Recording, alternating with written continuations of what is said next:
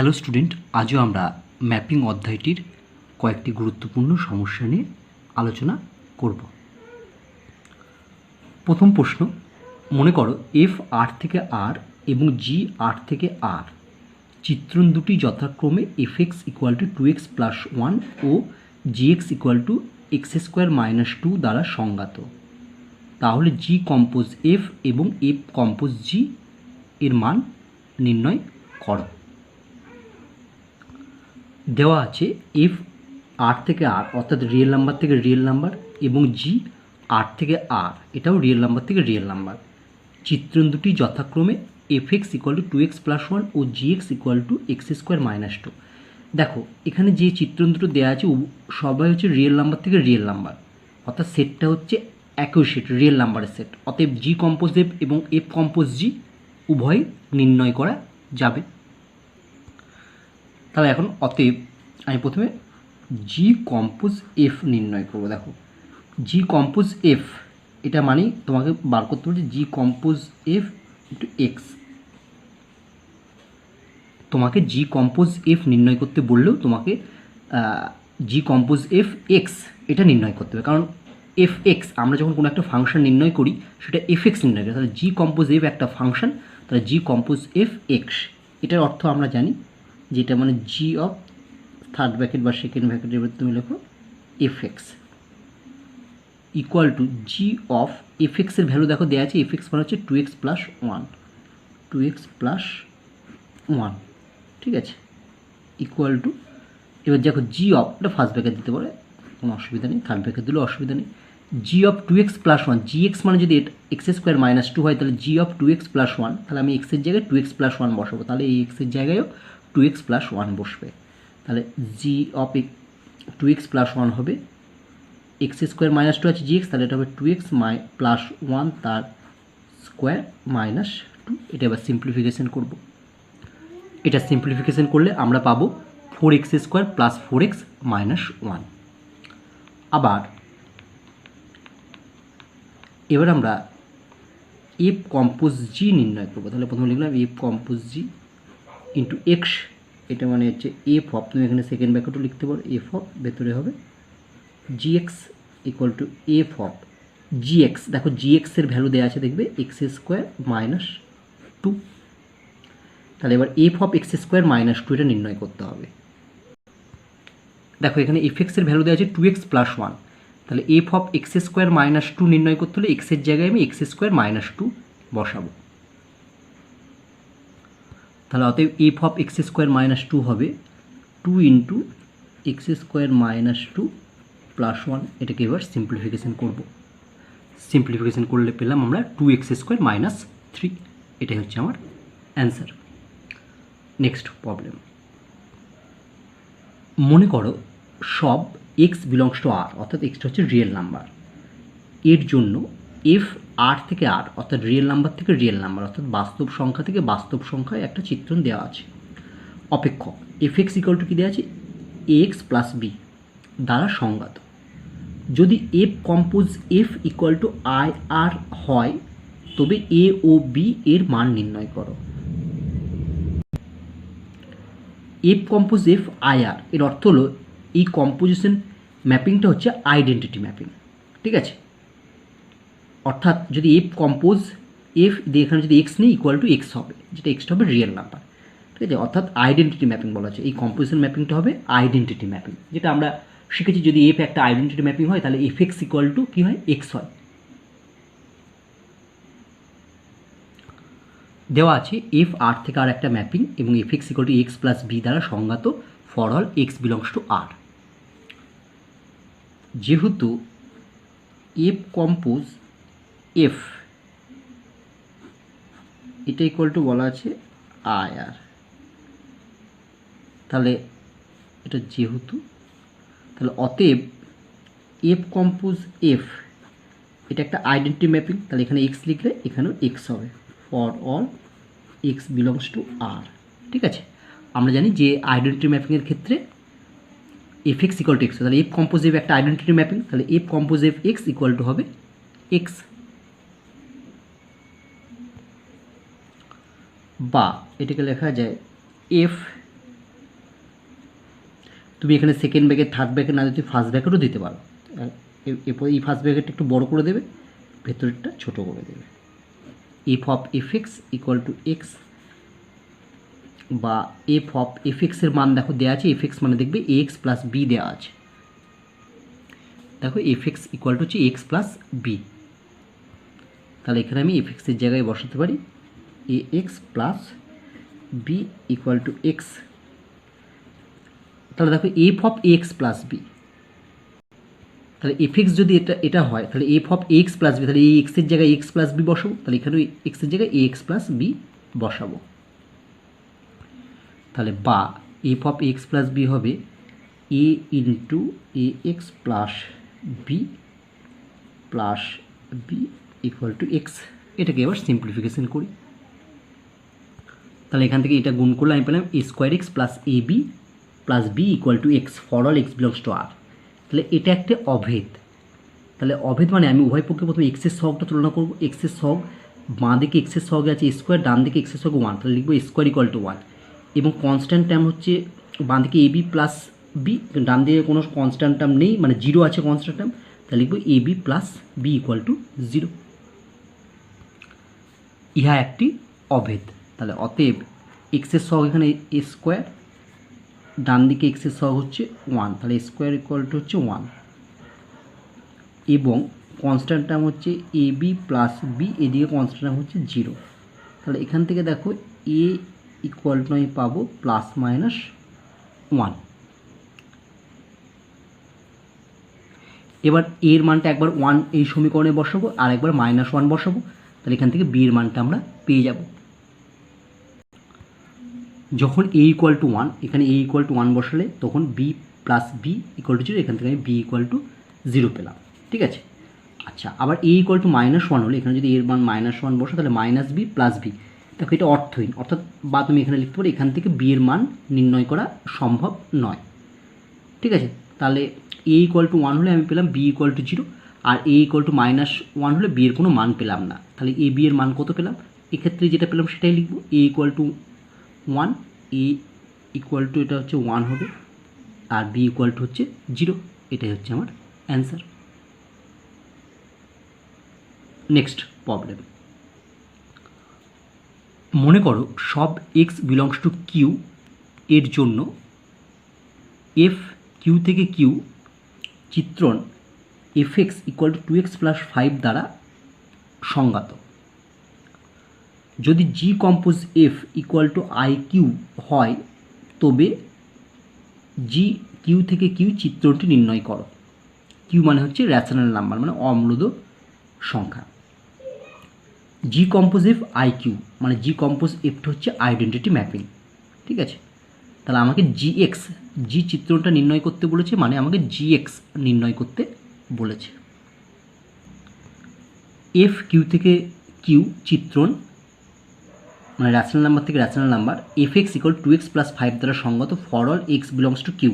দেখো কিউটা লিখবে এরকম করে, এটা একটা শূন্য টানবে, এখানে একটা দাগ দেবে, এখানে লম্বা দাগ টানবে দিয়ে এই। ঠিক আছে, যেহেতু G compose F equal to I Q মানে আইডেন্টিটি ম্যাপিং, তাহলে অতএব আমরা পাবো G compose F X equal to X হবে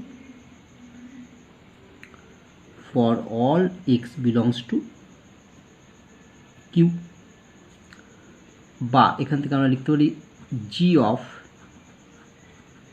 F X equal to X, বা জি অফ এফ এক্সের ভ্যালু দেওয়া আছে দেখো 2x + 5 ইকুয়াল টু এক্স। এটা আমি 1 নম্বর নাম দিলাম। আমাকে জি এক্সটা নির্ণয় করতে হবে, জি চিত্রণটা নির্ণয় করতে বলেছে, অর্থাৎ আমাকে জি এক্স নির্ণয় করতে হবে।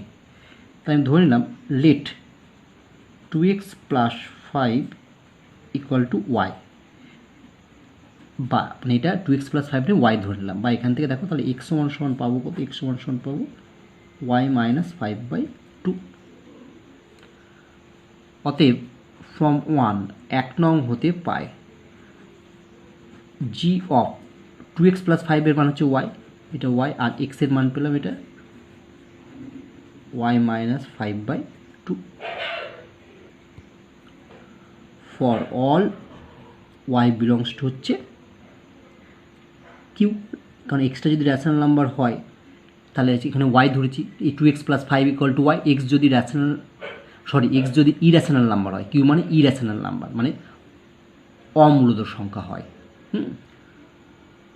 তাহলে ওয়াইটাও অমূলদ সংখ্যা হবে, কিউ হবে। কিউ মানে হচ্ছে অমূলদ সংখ্যা। আমাকে যে ম্যাপিংটা বলেছে সেটা হচ্ছে অমূলদ সংখ্যা থেকে অমূলদ সংখ্যা, ঠিক আছে, মূলদ সংখ্যা নয়, অমূলদ সংখ্যা।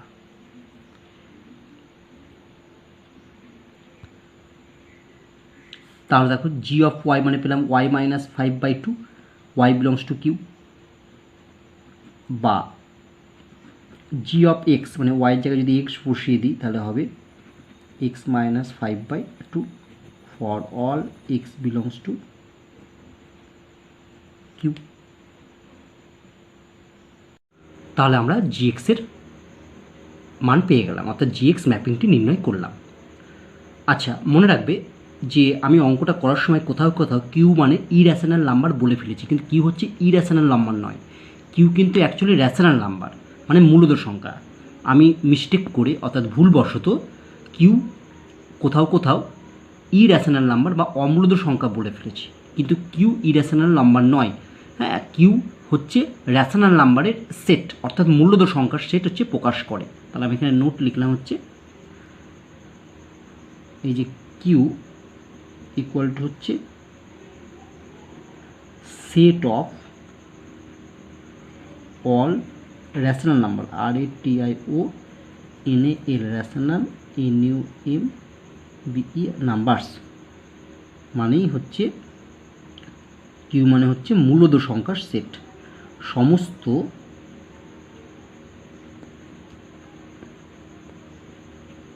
মূলদ সংখ্যার সেট। তাহলে কিউ মানে বোঝায় মূলদ সংখ্যা, ঠিক আছে।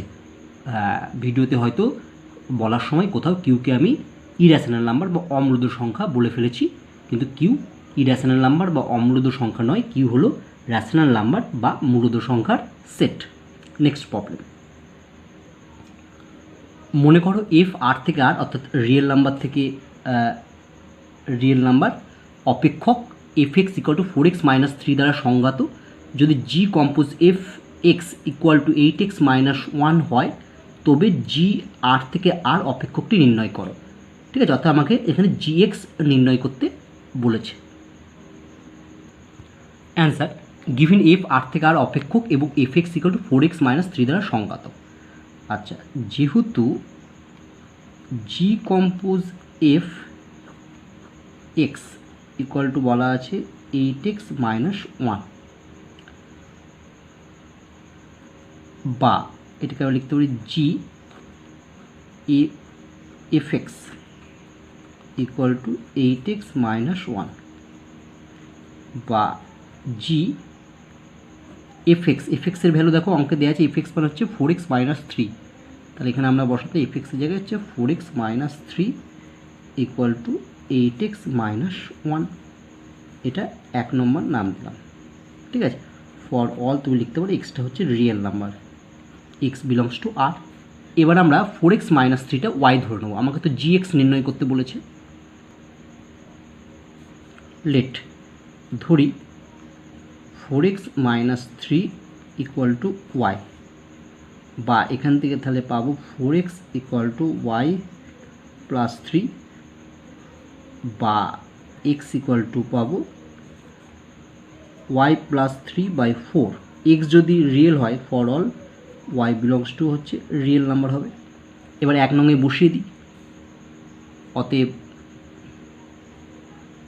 ফ্রম 1, দেখো 1 নঙে যদি বসাই 4x - 3 এর জায়গায় বসাবো y এবং এক্সের জায়গায় বসবো y + 3/4, তাহলে পাবো G of y equal to 8 into এক্সের জায়গায় বসাবো হচ্ছে y + 3/4 - 1। এটাকে এবার সিম্পলিফিকেশন করি, এটাকে সিম্পলিফাই করলে আমি পেলাম 2y + 5 for all y belongs to R. অতএব জি এক্স অর্থাৎ ওয়াইয়ের জায়গায় যদি এক্স বসায় তাহলে জি এক্স ইকুয়াল টু হবে 2x + 5 for all Y belongs to R.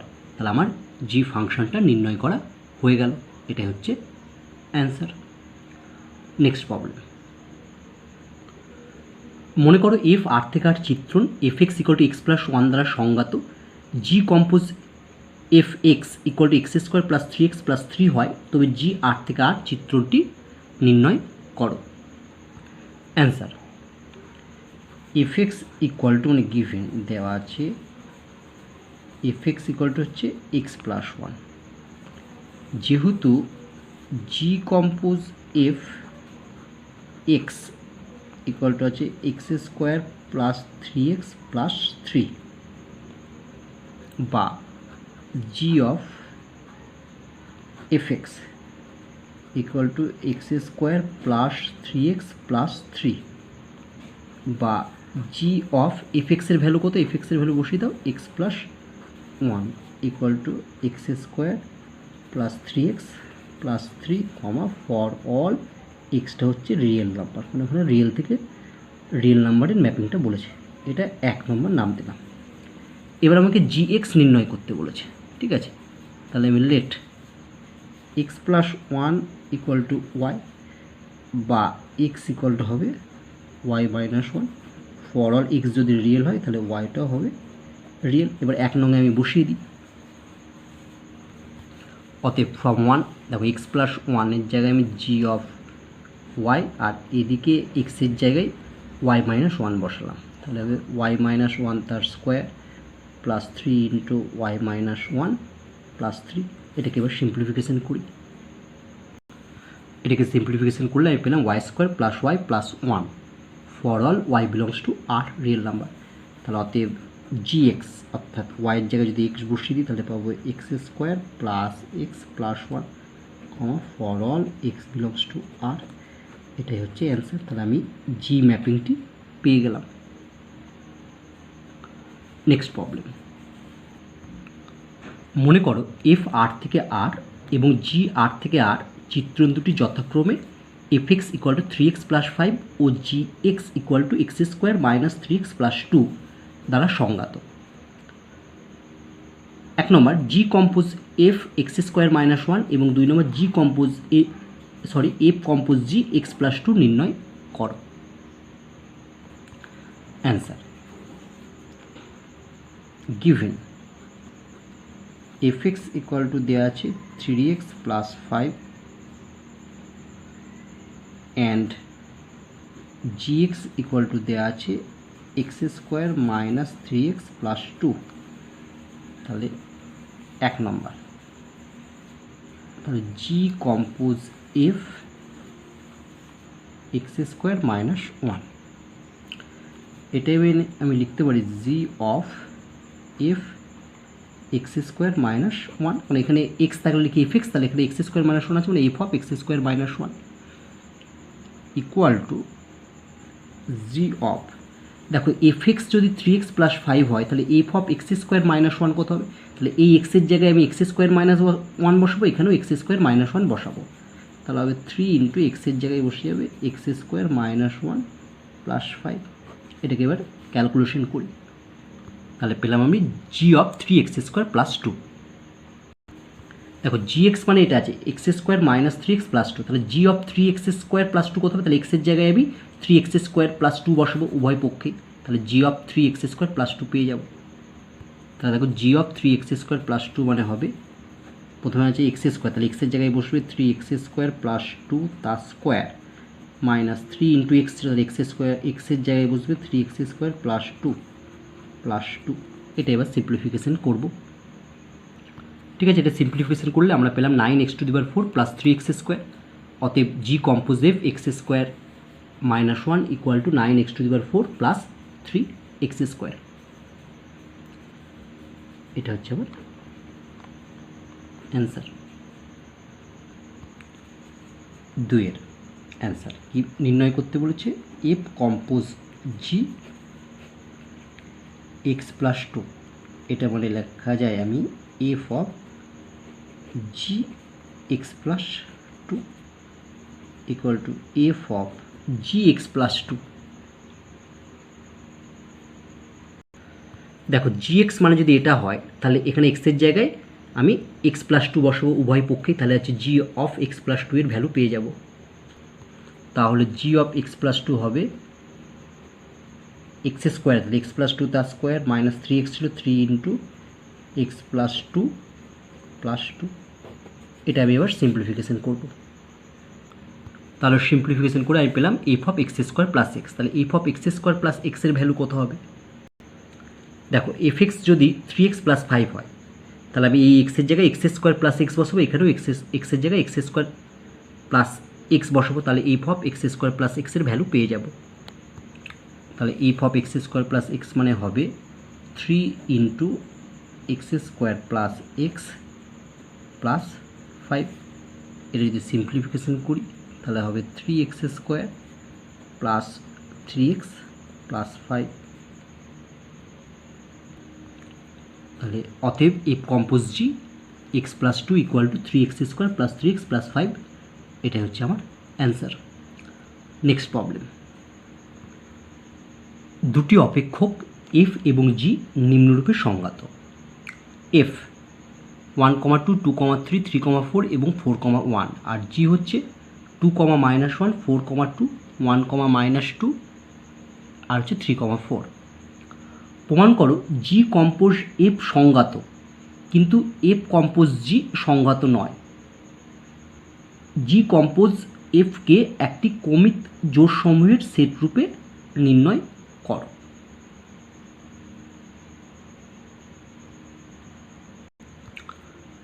Given F লিখলাম আর জিটা লিখলাম যেটা দেওয়া আছে। অতএব এফের ক্ষেত্র, দেখো এফের ক্ষেত্র হবে কোনগুলো? এই সেটটার প্রথম এলিমেন্টগুলো নিয়ে হয় ক্ষেত্র কমিত জোড়ে, তাহলে এফের ক্ষেত্র হবে 1, 2, 3, 4। এফের পাল্লা, পাল্লা মানে এই সেটের কমিত জোড়ের দ্বিতীয় এলিমেন্টগুলো 2, 3, 4, 1, 2, 3, 4, 1। জি এর ক্ষেত্র একইভাবে জি এর ক্ষেত্র হবে 2, 4, 1, 3, 2, 4, 1, 3 এবং জি এর পাল্লা হবে -1, 2, -2, 4। তাহলে দেখো এখানে দেখতে পাচ্ছি আমি এফের পাল্লা যেটা আছে আর জি এর ক্ষেত্র দুটো একই, তাই তো? তাহলে লিখি যেহেতু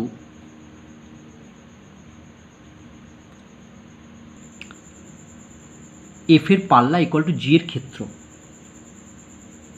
তাহলে আমি বলতে পারি জি কম্পোজ এফ সংজ্ঞাত। জি কম্পোজ এফ সংজ্ঞাত হবে আমরা জানি, পড়েছি এর আগে, যে এফের পাল্লা আর জি এর ক্ষেত্রটা সমান হতে হবে, তবেই জি কম্পোজ এফ সংজ্ঞাত হবে। এবার দেখো এফ কম্পোজ জি, আমি যদি এফ কম্পোজ জি সংজ্ঞাত কিনা দেখি তাহলে আমাকে দেখতে হবে কি জি এর পাল্লাটা, ঠিক আছে, এফের ক্ষেত্রের সঙ্গে সমান বা সাবসেট হতে হবে। দেখো জি এর পাল্লা, দেখো জি এর পাল্লা হচ্ছে আমার এটা আর এফের ক্ষেত্র হচ্ছে এটা। দেখো জি এর পাল্লাটা এফের ক্ষেত্রে সাবসেট হলো না, তাহলে দেখো যেহেতু আবার যেহেতু জি এর পাল্লা, ঠিক আছে, নট সাবসেট কার? এফের ক্ষেত্রের, এফের ক্ষেত্র, তাহলে অতএব এফ কম্পোজ জি সংজ্ঞাত নয়।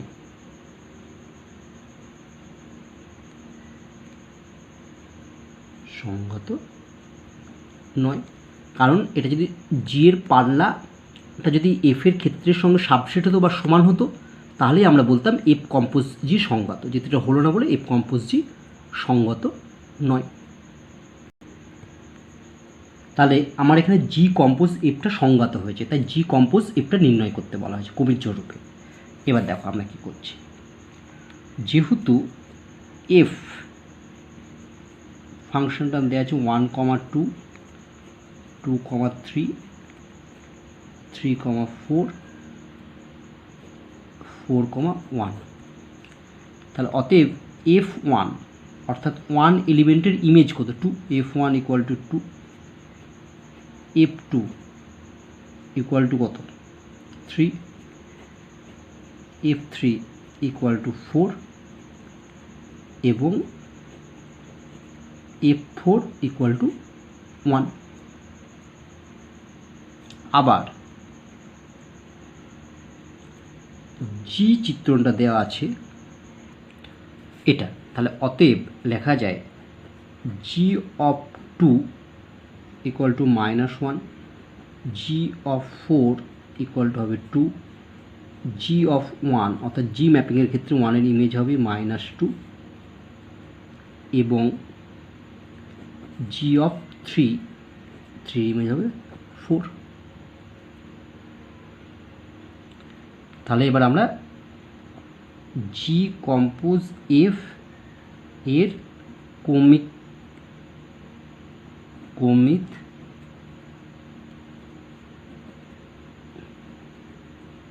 জোড় নির্ণয়। দেখো আমরা যদি ধরো সেটটা এঁকে নিই, এটা একটা ম্যাপিং, এটা আর এটা, তাই তো? আমার এটা সেটটা হচ্ছে প্রথম জি কম্পোজ এফ, তাই তো? তাহলে জি কম্পোজ এফ প্রথমে, তাহলে এফটা এফ সেটের এটা এফ যে ম্যাপিং তার ক্ষেত্র, দেখো এফের ক্ষেত্রটা আছে এটা 1, 2, 3, 4। আচ্ছা, এখানে আমি করতে পারি এফের পাল্লাটা কত আছে, এফের পাল্লাটাও আছে 1, 2, 3, 4, ঠিক আছে? এফের পাল্লাটা বা ওদের মতো লিখতে পারো, যেমন পেয়েছিলাম এফের পাল্লা দেখবে পেয়েছিলাম প্রথমে 2, তারপরে পেয়েছিলাম 3, তারপরে পেয়েছিলাম 4 আর সবার শেষে পেয়েছিলাম 1, সেটাও লিখতে পারো, ঠিক আছে? তাহলে এখান থেকে এটা হচ্ছে এফ ম্যাপিংয়ের জন্য, ঠিক আছে? এফ ম্যাপিংয়ের জন্য দেখো ওয়ানটা গেছে কোথায়, ওয়ানটা গেছে 2-তে, 2টা গেছে 3-তে, 3টা গেছে 4-এ আর 4টা গেছে 1। এবার তুমি এটা হচ্ছে দেখো জি এর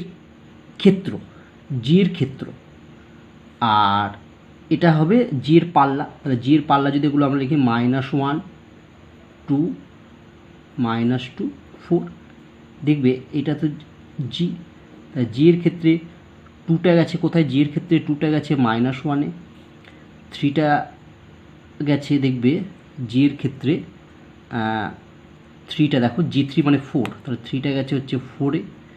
আচ্ছা, 4টা গেছে কোথায় 2-এ আর 1টা গেছে -2-এ, ঠিক আছে? এটা পেলাম।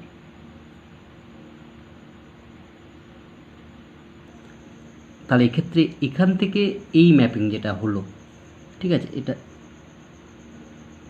একটা ম্যাপিং, এটা একটা ম্যাপিং, এখান থেকে এই ম্যাপিংটাকে বলা হচ্ছে জি কম্পোজ এফ, ঠিক আছে? তাহলে আমি বলতে পারি অতএব জি কম্পোজ এফ এর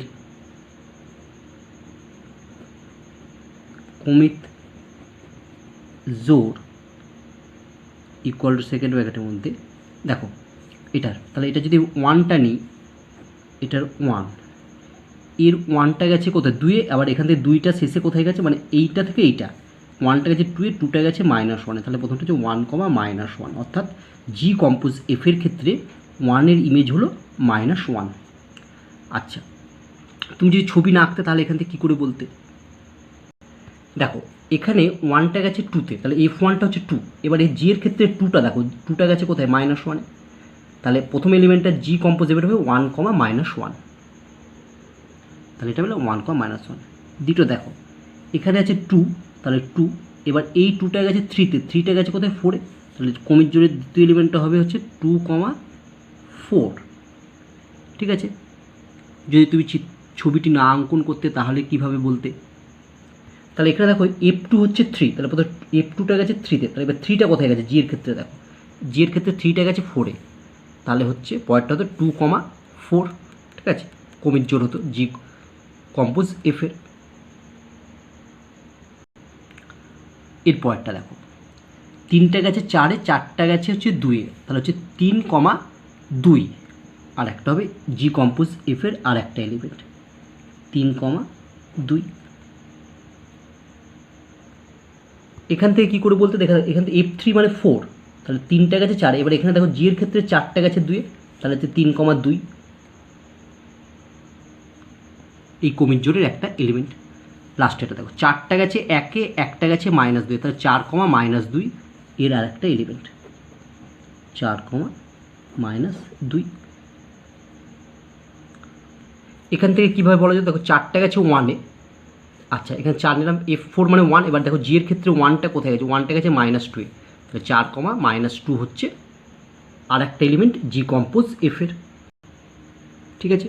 তাহলে জি কম্পোজ এফ এর কমিট জোরগুলি হলো 1,-1, 2,4, 3,2 এবং 4,-2, এটাই হচ্ছে আমার অ্যান্সার।